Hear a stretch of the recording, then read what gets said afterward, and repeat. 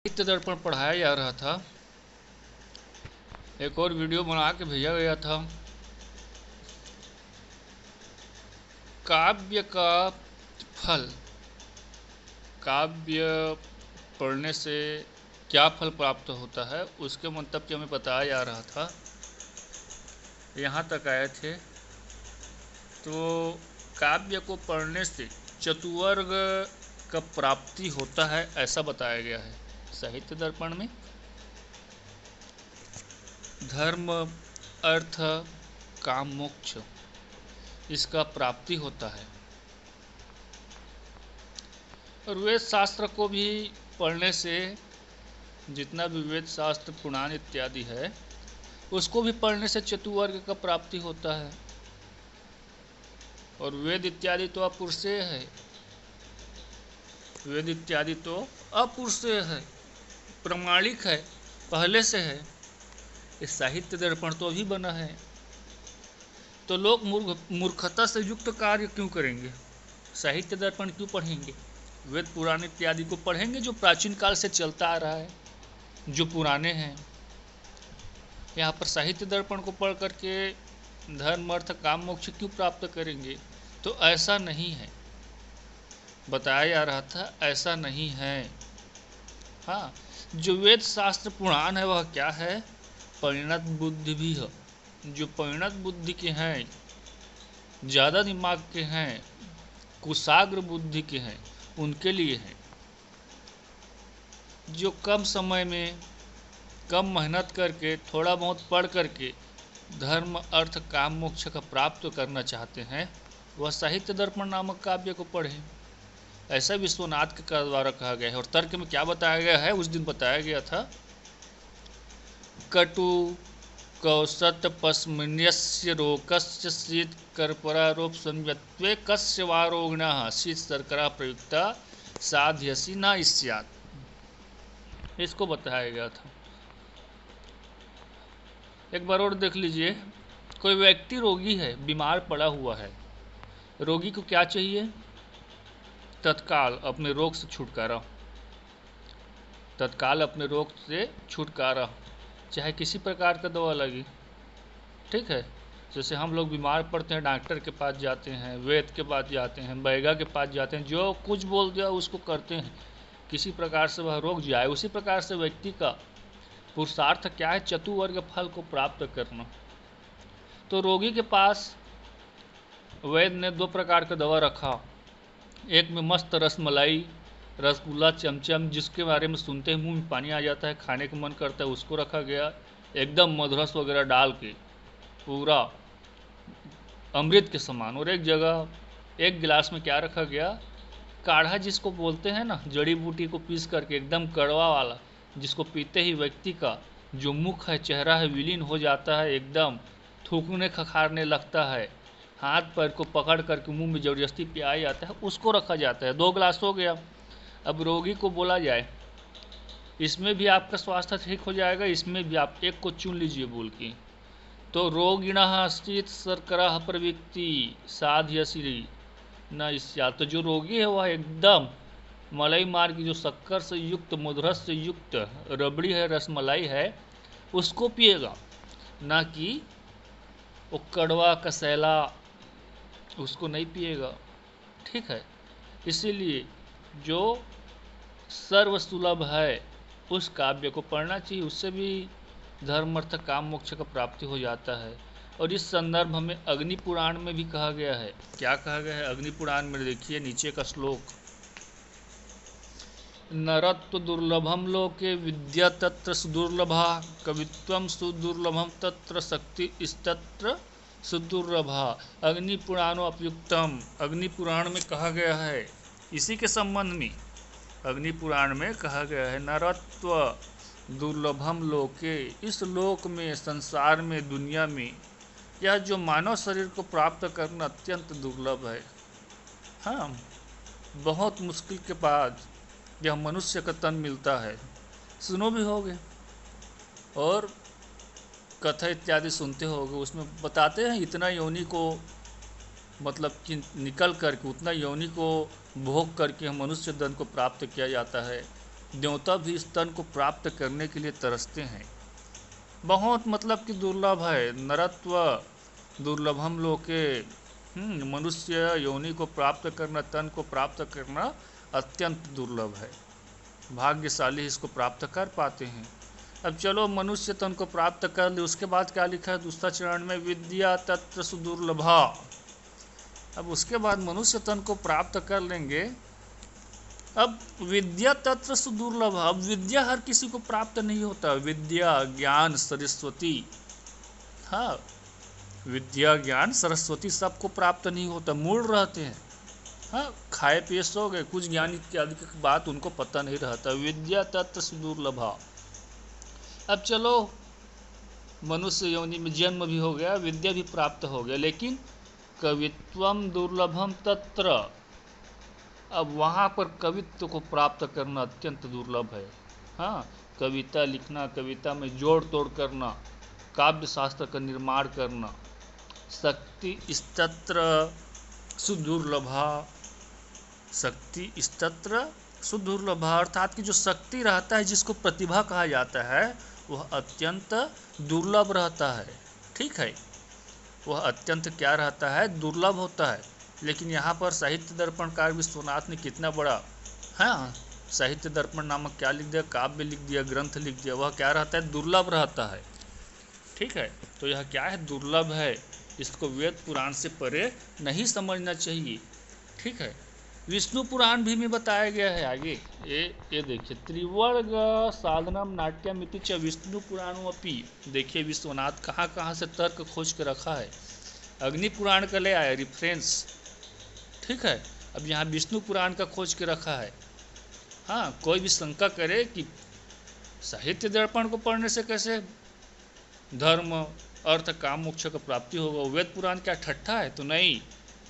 अभी किसका उदाहरण बताया गया, अग्नि पुराण का, नरत्व दुर्लभम लोके करके। अब विष्णु पुराण का देखिए, त्रिवर्ग साधनम नाट्यम, त्रिवर्ग साधनम नाट्यम, त्रिवर्ग साधनम नाट्यम, त्रिवर्ग धर्म अर्थ काम को प्राप्त करने का साधन क्या है, नाट्य है। नाट्य शास्त्र अर्थात कि दृश्य काव्य, हाँ दृश्य काव्य जो भी है वह, उससे क्या होता है, मतलब कि त्रिवर्ग साधनम, धर्म अर्थ और काम का प्राप्ति होता है। अब मोक्ष कहाँ गया सर पूछोगे, यहाँ पर त्रि बताया गया है, चतुर्थ क्यों नहीं बताया गया, धर्म अर्थ काम मोक्ष तीन ही बताया गया है, मोक्ष को कौन खा गया, त्रिवर्ग साधनम लिखा गया है। तो मोक्ष को इसलिए नहीं बताया गया है कि आप धर्म इसी संसार में करोगे, देखोगे प्रत्यक्ष है, धर्म से अर्थ प्राप्त करोगे प्रत्यक्ष है। हाँ अब काम प्राप्त करोगे, वैवाहिक जीवन, सुखमय जीवन, सामाजिक जीवन मतलब कि व्यतीत करोगे किससे, अर्थ से। लेकिन मोक्ष को देखो क्या, वह अप्रत्यक्ष है। इसलिए त्रिवर्ग, कितने लोग क्या है, चतुवर्ग को नहीं, त्रिवर्ग को मानते हैं, चतुवर्ग को। सब मतलब कि समान है, व्याख्या करने का जो शैली है वह अलग अलग रहता है। विष्णु पुराण में ऐसा कहा गया है। और क्या कहा गया है देखिए, हाँ विष्णु पुराण में और क्या कहा गया है, यह श्लोक को देखिए, काव्य लापच एकेचित गीत अखलानि च शब्द मूर्ति रस्यते विष्णुरंसा महात्मना। शब्द मूर्ति धरस्यते, शब्द रूपी मूर्ति को धारण किया हुआ है कौन, विष्णुरंसा महात्मना, वह विष्णु का अंश है। हाँ देखिए, काव्य से प्लासच्य केचित, काव्य में जितने भी मतलब कि गीत, काव्य में जो गीत है, हाँ अखिलानि पूरे संसार में, विश्व में, हाँ अर्थात कि काव्य और समस्त गीत, काव्य और समस्त गीत अर्थात कि गद्य पद्य, ये सब शब्द रूप मूर्ति को धारण करने वाले महात्मा विष्णु के अंश हैं। शब्द मूर्ति धर्यस्ते विष्णु अंशा महात्मा, अर्थात कि साक्षात विष्णु भगवान हैं। यह जो काव्य यहाँ पर साहित्य दर्पण पढ़ रहे हैं ना, पुस्तक यह क्या है, साक्षात विष्णु भगवान है। 10 रूपक पढ़ रहे हैं वह क्या है, साक्षात विष्णु भगवान है। इसको साहित्य दर्पणकार विश्वनाथ नहीं कह रहा है, या फिर मैं नहीं कह रहा हूँ। इसको कहाँ बताया गया है, विष्णु पुराण में बताया गया है। ठीक है, जितने भी गद्य पद्य पढ़ते हैं वह साक्षात विष्णु भगवान के अंश है, विष्णु भगवान हैं। इससे क्या होता है, मतलब कि चतुर्वर्ग का प्राप्ति होता है। देखिए, तेन हेतुना तस्य काव्यस्य स्वरूपं निरूप्यते। इस हेतु के कारण, इन सब बातों को देखते हुए विष्णु पुराण, अग्नि पुराण इत्यादि में जो जो तर्क इत्यादि यहाँ पर बताया गया है, कटु, औसत इत्यादि जो बताए गए, उन सब बातों को देखते हुए काव्यस्य स्वरूप निरूप्यते, काव्य के स्वरूप का निरूपण किया जा रहा है। इसीलिए काव्य के बारे में जानने के लिए, काव्य को बताने के लिए यहाँ पर काव्य के स्वरूप का निरूपण किया जा रहा है कि वह काव्य कैसे रहेगा, कैसे दिखना चाहिए, किस प्रकार से रहना चाहिए, उस काव्य के स्वरूप का निरूपण किया जा रहा है। इसलिए लिखा है तेन हेतुना तस्य काव्यस्य स्वरूपम निरूप्यते एतेना विधेयम च प्रदर्शितम।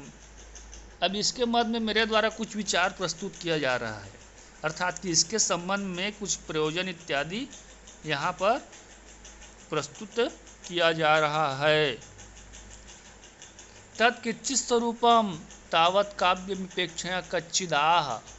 अब इस काव्य के स्वरूप के द्वारे में तत्किंचित स्वरूपम तावत विपेक्षया कच्चिदाह, किसी के द्वारा ऐसा कहा गया है। हाँ, अब काव्य के बारे में बताना स्टार्ट हो रहा है, मतलब इधर से अब आचार्य मम्मट को मूर्ख साबित करेगा, उसको छोलेंगे देखना। किसी के द्वारा कच्चिदाह, कच्चिदाह शब्द है यहाँ पर। देखिए, काव्य के स्वरूप को किसी के द्वारा कहा गया। कौन कह रहा है ऐसा? इस प्रकार से विश्वनाथ कह रहा है कि काव्य के बारे में किसी ने कहा है कच्चिदाह।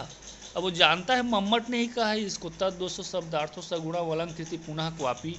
वह क्या है, जानता है, मम्मट ने ही इसको कहा है, लेकिन यहाँ पर किच्चिदाह ऐसा शब्द का प्रयोग क्यों किया गया?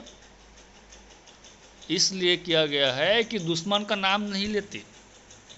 यहाँ पर जो मम्मट है वह दुश्मन है, किसी के द्वारा कहा गया, मतलब बिल्कुल गलत कहा गया है। क्या कहा गया है? तद दोषो शब्दार्थो सगुणा वलंकृति पुनः क्वापी। इस लक्षण को व्याख्या करने की आवश्यकता नहीं है, आप लोग पढ़ के पूरा चाट के निकल गए हो इसको, मतलब परीक्षा में लिख लिख के सब जानते हो। हाँ, काव्य का लक्षण ऐसा किसी ने कहा है जो उपयुक्त नहीं है, अर्थात इस प्रकार से किसी ने काव्य का लक्षण कहा है, दोष से रहित, गुण से युक्त, अलंकारों के सहित, अर्थात कहीं पर अलंकार स्फुट ना हो तो भी उस शब्द और अर्थ को हम क्या कहते हैं? काव्य कहते हैं।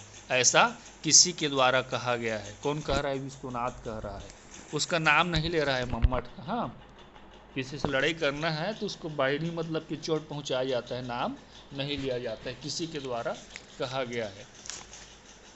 अब इसको साबित करना है, ऐसा कहा गया है। पहला क्या कहा गया है? दोष से रहित। काव्य में शब्द और अर्थ रूपी दोष नहीं रहना चाहिए, बताया गया था ना, मम्मट ने कहा ना, काव्य में शब्द और अर्थ रूपी दोष नहीं रहना चाहिए, तद दोषो शब्दार्थ हो। तो अब यहाँ से देखिए, महाकाव्य का श्लोक है, एतत् चिंतनीयम, यह चिंता से युक्त है। यह जो लक्षण किया गया है वह चिंता से युक्त है। पहला पॉइंट लिखा है काव्य दोष से युक्त होना चाहिए, अर्थात कि उसमें दोष नहीं रहना चाहिए। बहुत बड़ा चिंता करने की बात है, बहुत बड़ा चिंता करने की बात है। यदि दोष रहित काव्य अंगीकार स्थित, यदि काव्य दोष नहीं रहना चाहिए तो यहाँ पर मैंने काव्य पढ़ा। हाँ, वह काव्य का नाम है रावण। उसको मैं बताऊंगा ना सोच के, जिसमें रावण का जो बालपन है, रावण का जो तपस्या है, उसके बारे में बताया गया है। ठीक है, रावण चरितम का यह श्लोक है महाकाव्य का। हाँ, देखिए उसमें क्या लिखा है, यह श्लोक बताया गया है। उस श्लोक में क्या है? दोष है, लेकिन वह महाकाव्य है। लेकिन मम्मट क्या कह रहा है? जहाँ पर दोष रहेगा वह महाकाव्य नहीं कहलाएगा। लेकिन कहीं से आचार्य विश्वनाथ ने, ठीक है, एक श्लोक खोज करके ले आया। एक श्लोक को क्या किया? खोज के ले आया। हाँ, रावण चरित्र से, महाकाव्य से। अरे यार, फोन आ गया था इसलिए बहुत टेंशन है। हेलो, हाँ, उस महाकाव्य से रावण चरितम एक श्लोक खोज के ले आया। अब पहला पॉइंट क्या है उसके लक्षण में, मम्मट का काव्य प्रकाश का तद दोष, वह शब्दार्थ में दोष नहीं रहना चाहिए, लेकिन इसमें दोष है। अब क्या दोष उसको बताएंगे ना। अब देखिए रावण क्या कह रहा है, न्यक्कारो हाय मेव यदर स्तता अपयसो तापसा सो अप्यत्रेव निहंति राक्षस कुलम जीवत्यो रावणः धिक धिक शक्रजीतम प्रबोधित तावता किम कुंभकर्णेन वा स्वर्ग ग्राम टीका विलंठोन ऋथो छुन्ने कीमो विभुजेह। याद कर लेना इस श्लोक को। अब उसको पूछते जाओगे तो बताते जाएंगे, लेकिन कोई पूछता ही नहीं। शायद तक ये वीडियो भी कोई नहीं देखेगा।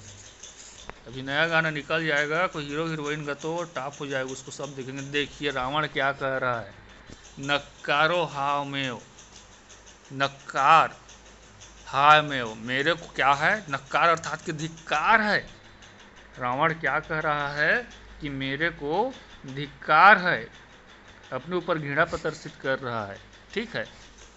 यदर इस तताब्जसो तापसत, यहाँ पर मेरे शत्रु का होना, रावण का कोई शत्रु नहीं था, उससे पूरा स्वर्ग लोग कांपते थे, सभी देवी देवता कांपते थे। रावण मतलब खतरनाक, बहुत तपस्वी, बहुत पराक्रम, बलशाली युक्त। हवा भी दिशा बदल देता था उसको देख करके। हाँ, हवा भी दिशा बदल देता था उसको देख करके, रावण को देख करके हवा भी दिशा बदल देता था। मतलब उसका दुश्मन होना असंभव था। तो रावण कह रहा है नकारो हाव में अधिकार है मेरे को। हाँ, यदर इस तथा मेरा दुश्मन कोई पैदा हो गया है, मेरा दुश्मन हो गया। अब जसो तापसा, और वह दुश्मन भी क्या है, तापस, तपस्वी के रूप में। राम भगवान तपस्वी के रूप में था ना। सो अत्रेव निहंती, और वह यहाँ आ गया है, वो भी लंकापुरी में, वह भी लंकापुरी में आ गया है पुल बांध करके। शर्म का बात है, नकारो हाव में अधिकार है, मर जाना चाहिए मेरे को। कौन कह रहा है, रावण कह रहा है। निहंती राक्षसम कुलम, और यहाँ आकर के राक्षस कुल को मार रहा है, रावण के राक्षस कुल को मार रहा है, धिक्कार है मेरे को। और क्या कह रहा है, जीवंत्यो रावण, उसके बाद भी रावण यहाँ पर जीवित है। हाँ, एक तो मेरा दुश्मन नहीं होना चाहिए, अब चलो दुश्मन हो गया तो वो भी कोई मामूली दुश्मन तपस्वी के रूप में आया है। अब चलो तपस्वी के रूप में भी दुश्मन आ गया है, तो भी मतलब कि यहाँ लंकापुरी में आ गया जहाँ कोई हिम्मत नहीं करता। अब चलो लंकापुरी में आ गया तो मेरे कुल का नाश करने में लगा है, सबको मार रहा है। और इन सब बातों को देखते हुए मैं जीव हत्यो रावण, मैं रावण जीवित हूँ, बहुत बड़ा शर्म का बात है।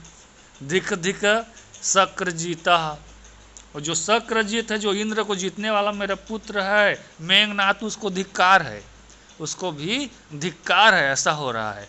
प्रबोधितवता किम कुंभकर्णेन वा, और कुंभकर्ण है जो सो रहा है, उसको प्रबोधित करने से क्या लाभ, धिक्कार है, सोने दो उसको, धिक्कार है कुंभकर्ण को, सोने दो उसको। और क्या कह रहा है, देखिए, स्वर्ग ग्राम मटिका विलुंठन विछुछुन्ने कीमे विभुजे। स्वर्ग ग्राम, जैसा हमारा छत्तीसगढ़ राज्य है, गांव है भारत में, छोटा छोटा गांव शहर बन के बना है, वैसी स्वर्ग में छोटा छोटा गांव है, राज्य है, स्वर्ग ग्राम टीका विलंठन। तो रावण क्या करता था, बीच बीच में बैठा रहता था, बोर लगता था, टाइम पास नहीं होता था, तो स्वर्ग लोग चला जाता था आक्रमण करने के लिए। वहाँ छोटा छोटा जो गांव है उसको आक्रमण करके लूट के ले आता था। स्वर्ग लोग में जो गांव है, प्रदेश है, वहाँ पर आक्रमण करके लूट के वहाँ को जीत करके आ जाता था, जिससे विथोच्छुन्ने की में उसका भुजा फूला हुआ है, मतलब बॉडी बन गया है, उसका भुजा मतलब कि फूला हुआ है, उसका बॉडी बन गया है। स्वर्ग के छोटे छोटे ग्राम को लूटने से उसका जो भुजा है, हाथ है, सूज गया है। हाँ, कि मैं भी भुजे, उन हाथों का क्या लाभ, ऐसा करके रावण शोक कर रहा है। अस्य श्लोकस्य विद्या विमर्श दोष दृष्टया, इस श्लोक में क्या है, विद्या विमर्श नामक दोष है। इस श्लोक में विद्या विमर्श नामक दोष है, इसलिए यह काव्य नहीं कहलाएगा। ऐसा कौन कहता है, विश्वनाथ कहता है। अब यह विद्या विमर्श नामक दोष क्या है, पूछोगे तो बताएंगे, या फिर और उसका जो तद दोषो शब्दार्थो सगुणा है, तो सगुणा का आलोचना क्या है उसको बताएंगे। जो पढ़ेगा, पूछेगा, सोचेगा, जानेगा, वो पूछेंगे तो उसको बताएंगे। ठीक है, धन्यवाद। लंबा वीडियो बन गया, शायद अपलोड होगा।